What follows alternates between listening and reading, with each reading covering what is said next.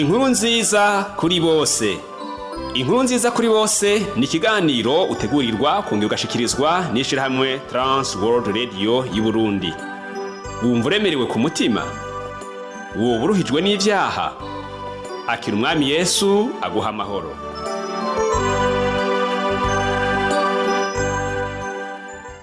Nshuti mugenzi munywanyi ibiganiro by'ishirahamwe Trans World Radio y'u Burundi, muvukanyi mukunze ikiganiro inkuru nziza kuri bose.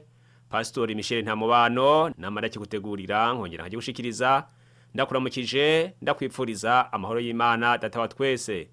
Ndanezerewe cyane ko ndonse akaryo kugira ngo twongere dusangire amajambo y'Imana, kandi mu kukwipfuriza guhezagiranwa nanje nyimerera ndaguha ikaze twigishanye. Ubuzima turimwo hano musi y'izuba tubona ibintu byinshi, tukabona abantu benshi, kandi uburyo bibayeho canke uburyo babayeho bituma hari ivyo umuntu aronka byo gushimira Imana, ariko kandi hakabana byinshi umuntu asaba Imana.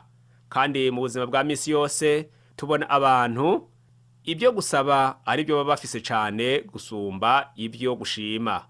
Bashima gake bagasaba kenshi, kuko benshi usanga babayeho mu buzima bubabaje maze bakama bafise amaganya.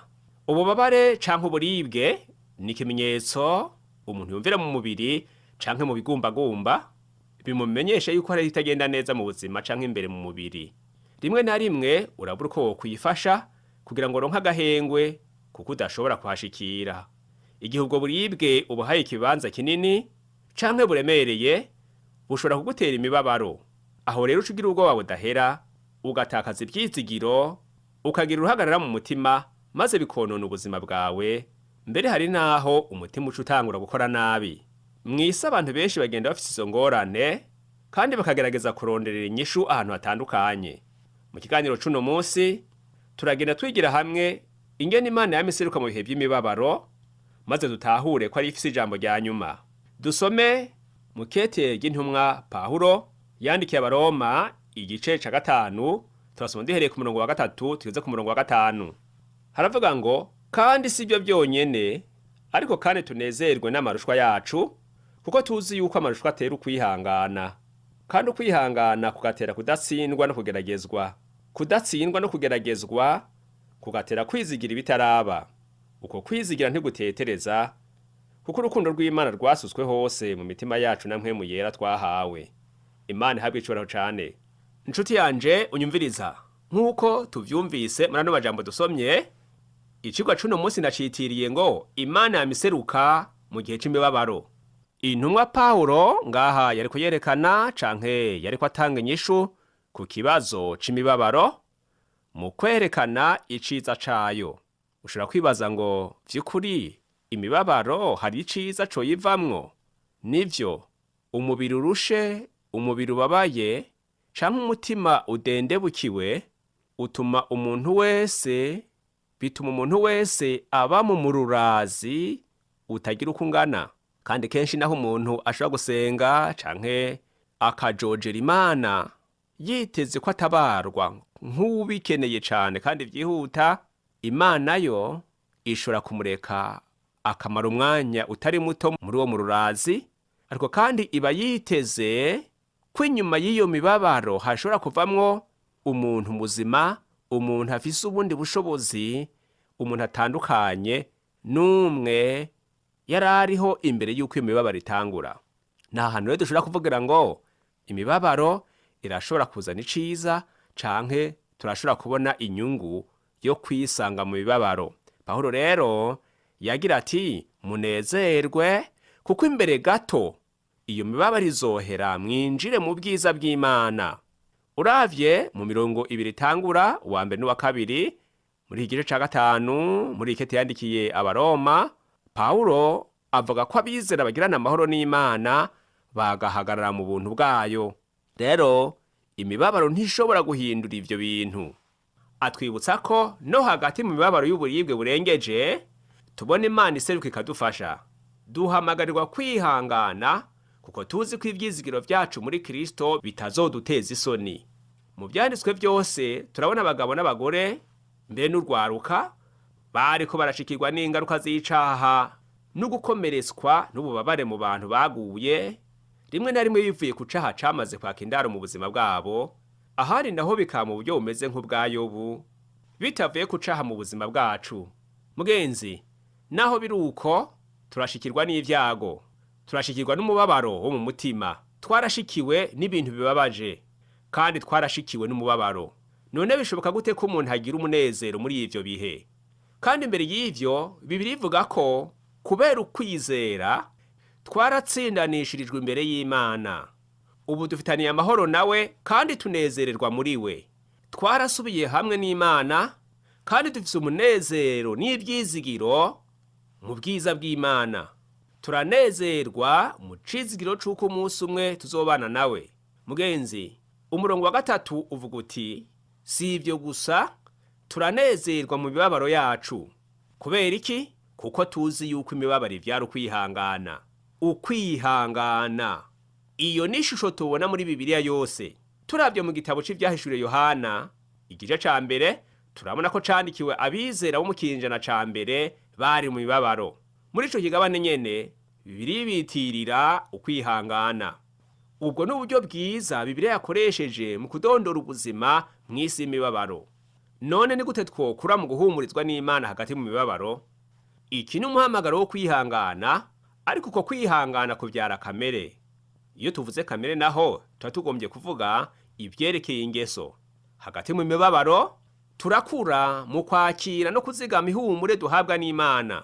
Twovuga kandi tuti, turushirizaho gukomera n'igihe tuba turi hagati mu mibabaro.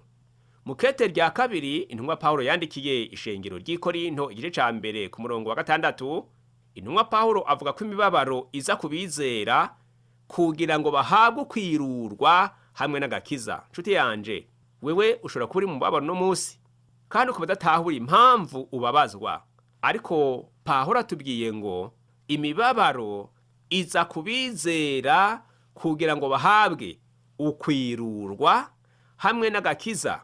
Birurwa nande? Birurwa n'Uhoraho Imana Umuremyi, ari nawe soko y'agakiza twahawe, kakadushikako kaciye mu mwana wayo Yesu Kristo, yatubambiwe ku musaraba, agapfa, agahambwa, akazuka ku munsi ugira 3.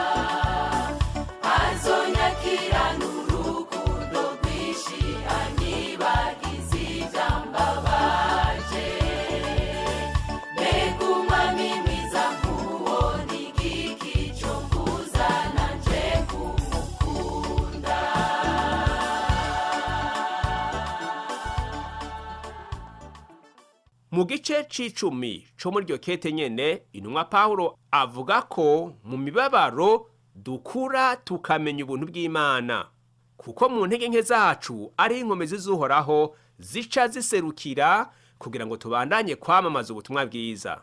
Aha twibukije ko igihe turiko turaca mu mibabaro twitega ko tutazoyivamwo tukimeze uko twari tumeze igihe twayijamwo, tuyivamwo twamaze gukura. Imana irahingura ingeso zacu mbere no mu gihe tugeze mu muriro w'imibabaro canke amarushwa. Kandi iyo kamere ivyara ivyizigiro, kandi niryo jambo ryakoreshejwe kera mu murongo wa 2. Uravye neza haravuga ngo kandi dufise umunezero no kwizigira ko tuzosangira nawe ubwiza bw'Imana. Pawulo avuga ko anezerewe kandi bimuteye ibyizigiro byinshi ko azosangira na Yesu Kristo ubwiza bw'Imana. Kubera ikibazo bisangira nuko basangiye n'imibabaro yiwe. Kristo yarababajwe gushika hapfa ku musaraba aducungura. Pawulo nawe yarababajwe igihe yahorwa ubutumwa bwiza. Ikigeretse ko ngo niyo duciye mu mibabaro turanezerwa kuko tuzi yuko ibyo bituma tumenyerezwa kwihangana. Ukwihangana gutuma tugwiza inkomezi zo mu mutima, izo nazo zikaduha kugumana ibyizigiro. Ayo niyo majambo nkuko tuyabona gushaka ku murongo wa 4. Intumwa Pawulo arabandanya tubwira ko ibyizigiro byacu bitazodutetereza kuko Imana yashize urukundo rwayo mu mitima yacu kubwa mpwemu yera, nkuko tubibona ku murongo wa 5. Mugenzi wanje unyumviriza, ushobora kuba uri kuraca mu mibabaro itewe n'igeragezwa urimwo, gupfisha uwawe, inzara, ubukene, indwara n'ibindi byinshi. Ijambo ry'Imana rivuze ngo ihangane, wemere kumenyerezwa kwihangana. Iri jambo ngo kumenyerezwa rirakomeye cyane, ryerekana igikorwa gihambaye cyo kumenyera imibabaro, ariko kubera ko wewe utobyishoboza, hariho uwundi washiriweho n'Imana kugira ngo gufashe kumenyera, agutimbishe ku buryo uzosigara ubibona nk'ibisanzwe. Aho niho hacakoreshwa ryari vuga ngo gukura no gukomera igihe uri mu mibabaro. Ikindi nuko mpwemu yera aba muri twebwe atumara ubwoba no gukekeranya, tukaguma twibuka ko Imana idukunda cyane ku buryo itaduhebeye mu mibabaro tuba turimwo. Bibiliya irongeye kutwibutsa ko kwizigira Imana kudakoze isoni haba namba. Kugumye nshuti yanje, kugumye ntigukoze isoni, kugumye ntikuzogenda ubusa. Shishikara kwizigira Imana naho bikomeye, shishikara kwizigira Imana naho utabona icefo ca ruguru, shishikara kwizigira Imana naho utabona inzira yo kuva mu byo urimwo, ariko shishikara wizigira Imana. Niwongereho akandi gatoyi, harahejo yoseruka, harahejo inzira yoboneka. Tukiri ko turavuga ibyizigiro, kwizigira Imana ni biki bigenda gute? Mugenzi wanje uri kuranyumviriza, ni washira ibyizigiro byawe mu bintu byinshi byo munsi y'izuba, uzomaramara. Heraba, iyo ushize ibyizigiro byawe mu migwi y'imikino, bazoguhemukira, nta nyungu uzobironkamwo. Nabonye n'abantu barwana bapfuye imigwi y'inkino z'umupira w'amaguru bashigikiye, bamwe kumva ngo wewe uri umubaresa, ubundi ngo wewe uri umuChelsea, ubundi ngo wewe uri umuBarcelona, ubundi ngo wewe uri umuReal Madrid, n'ibindi. Amakofe akaba arinjiye. Iyo niyo nyungu utahanye yonyene mu gihe wakinye wewe watahanye umudari canke ibahasha amafaranga menshi, maze umugwi wose ugatahana igikombe kizimbye. Ikindi ni washira ibyizigiro byawe mu bana b'abantu ugaherezayo, uzobugowe kuko bo barahemuka. Abana b'abantu barahemuka, ntukabizigire ngo uhereze ko. Niyo umuntu yagusezeraniye ikintu nuvyakire, hama ubisengere nimba usenga, nimba udasenga naho nuvyakire ubyumvirize, hama ugumize ku mutima uvuge ngo nzovyemera ndabibonye. Nivyo duhamagarwa kwizera, ariko abana b'abantu ntiwobizera ngo uhereze ko kuko barahemuka. Ni bangahe bafise bavukana batunze canke b'abanyacubahiro ariko bakaba tacu babamariye? Ni benshi cyane. Ikindi ni washira ibyizigiro byawe muri ibi canke biriya muri musi y'izuba, uzomaramara kuko ibyisi byose birahera. Utemereze ubwenge urabe aho uherereye. Abantu bari bafise itunga ryinshi, bafise amafaranga menshi, imituga myinshi, ariko uno munsi batakiriho, kandi batari bake bamaze gupfa, maze ivyabo bica birahomba. Nk'aho umengo babihamagaye birabakurikira. Shira ibyizigiro byawe ku Mana gusa, wizere Yesu Kristo kandi umugumeko, aho niho utazokorwa n'isoni, kuko yasutse urukundo mu mitima yacu biciye muri mpwemu yera twahawe. Turabona kandi urukundo rw'Imana muri Kristo rwatumye yemera kudupfira ku musaraba ngo ducungurwe. Kandi iki nico cizigiro cacu, ko icaha kitazogira ijambo rya nyuma, ko imibabaro itazogira ijambo rya nyuma, ko ingaruka z'icaha cabo mw'isi bariya baguye kitazogira ijambo rya nyuma. Ibyizigiro byacu biri muri uku kuri kuvuga ngo ko tuzobona ubwiza bw'Imana. Haleluya! Tuzobona ubwiza bw'Imana, ngo kandi tuzoba turi kumwe na Yesu Kristo uwatubambiwe, uwapfuye akazuka. Jambo rizima w'Imana ariwe Yesu Kristo niwe azogira ijambo rya nyuma, azohanagura amarira yose twarereye muri ino si. Tuzobana n'Imana, kandi ico gihe icaha n'imibabaro ntibizoba bikiriho. Ibyo vyizigiro abanyavyaha badafise nibyo bidutera gusenga dusize akanyamuneza nkaho umenga byose bimeze neza, maze abandi bakatwita abasazi canke ab'ubwenge bwakwamye. Yamara turanezerwa kuko dufise ibyo abadutwenga badafise. Mugenzi, ngaha turabona urutonde mu byo ariko aravuga. Ku murongo hamwe wobipanga, imbere haza imibabaro, hagakurikira ukwihangana, hagakurikira kamere canke ingeso, hama hagasozera ibyizigiro. Yavuga rero ngo imibabaro itera kwihangana, ukwihangana nako kugahingura ingeso canke kamere, hama ingeso canke kamere imaze guhingurwa ikavyara ivyizigiro. Iyo tuvuze imibabaro twumva ubuzima bugumye canke tukumva ihamwa. Pawulo ngaha yariko avuga ko abizera bazozira ukwizera kwabo. Mwijambo kwihangana twumvamwo ukugumya ukwizera mu mageragezwa canke mu ntambara zikaze. Pawulo ngaha ico ashaka ko dutahura nuko umuntu ashobora kuba ku gipimo ukwizera uko kungana, canke urugezo umuntu ashikanako kugira ngo yitwe ko vy'ukuri afise ukwizera gukomeye. Mu ngeso canke muri kamere, ahantu umuntu atahura ko wewe wapimwe, urarama nka ku gifeza canke icuma gica mu muriro ukaze cane, hama umuhinga agashobora kugihinyanyura akagikuramwo ikindi gikoresho, canke nk'uko inzahabu ibanza gucishwa mu muriro kugira ngo umuntu ashobore kuyiha iforoma ashaka yihinguremo ikintu. Ngaha rero Pawulo yariko atwereka ibintu vyerekana ko umuntu vy'ukuri akuze mu buryo bw'impwemu, ni umuntu afise ingeso nziza na cane cane mu bihe by'imibabaro.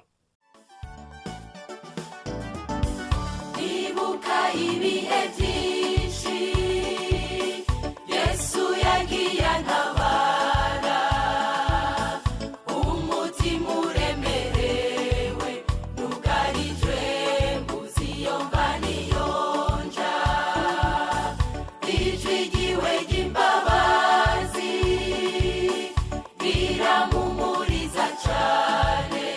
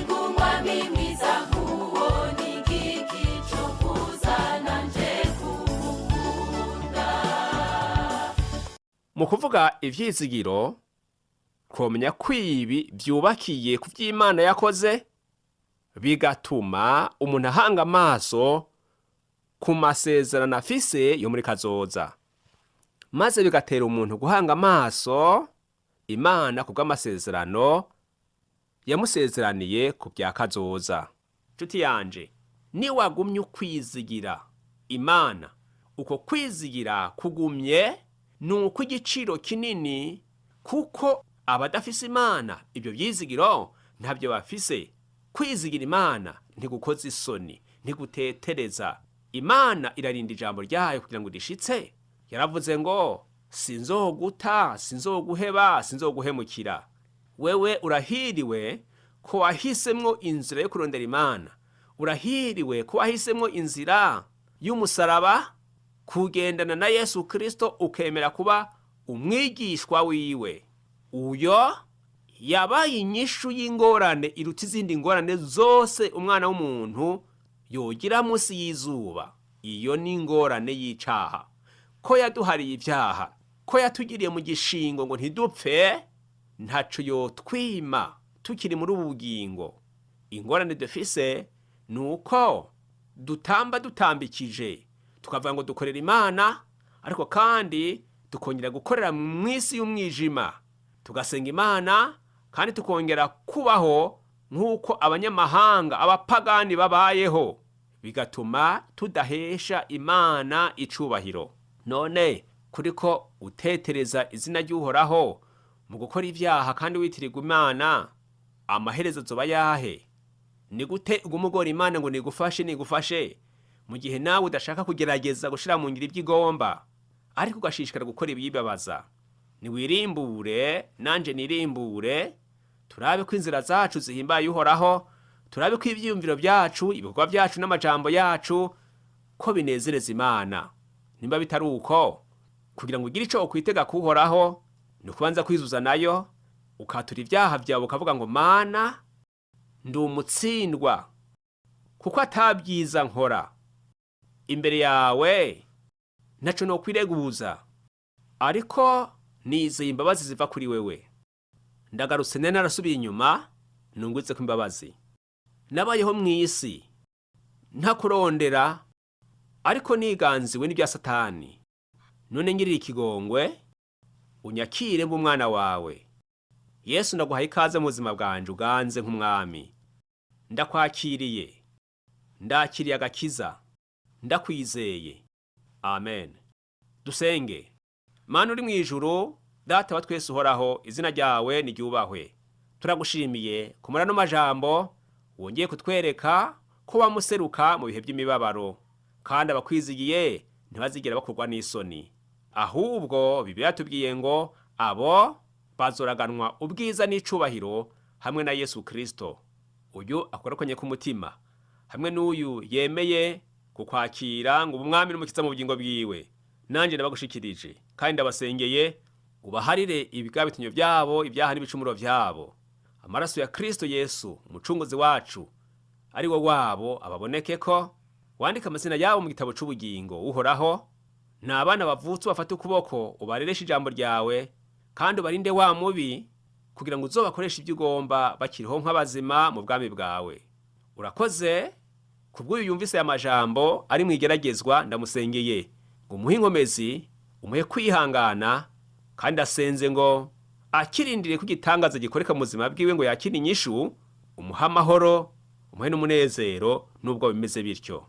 Ndagushima ko witwararika abawe, kandi ndasengeye uyu wese yanyumvirije kugira ngo umuhezagire. Urakoze ko wamwumva gusenga kwacu, kandi ko wamuduha n'ibyo tudasavye, nuko nibiguhesha icubahiro. Nsenze mu izina rya Yesu Kristo umwami n'umukiza wacu. Amen. Nshuti mugenzi, ndagushimiye kuko wampaye umwanya ukantega abiri. Nizere ko wungutse bitari bike, kandi nzonezerwa ninumva igishinga ntaye cawe. Naho ubutaha, umwami Yesu aduhana umugisha. Shalom.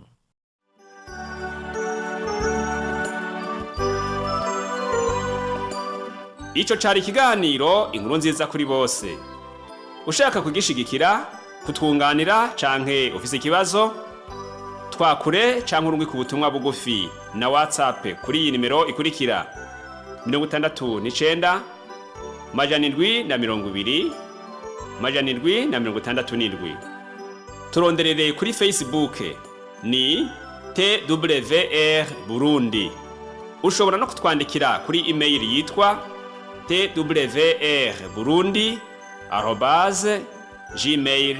twrburundi@gmail.com. Ushobora no kutwakura kuri nimero 22 24 26 57 ku masaha y'akazi. Imana iguhezagire.